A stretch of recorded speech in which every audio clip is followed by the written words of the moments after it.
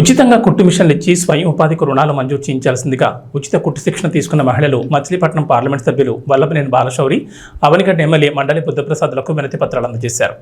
నవచైతన్య కళా సంక్షేమ సంఘం అధ్యక్షులు దిరిసం బాలకోట ఆధ్వర్యంలో అవనిగడ్డ మండలంలో ఏర్పాటు చేసిన 7 ఉచిత కుట్టు శిక్షణ కేంద్రాల్లో శిక్షణ పొందిన మహిళలు శుక్రవారం బాలశౌరి, బుద్ధప్రసాద్లకు వినతి పత్రాలు అందించారు.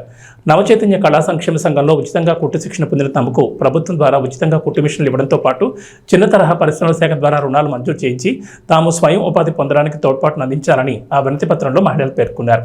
తొలుత దిరిసం బాలకోట నేతృత్వంలో బాలశౌరి, బుద్ధప్రసాద్లను మహిళలు పూలమాలలు, దుశ్శాలువతో సత్కరించి పూల బొకేలు అందించి అత్యధిక మెజార్టీతో గెలిపించిన సందర్భంగా శుభాకాంక్షలు తెలిపారు.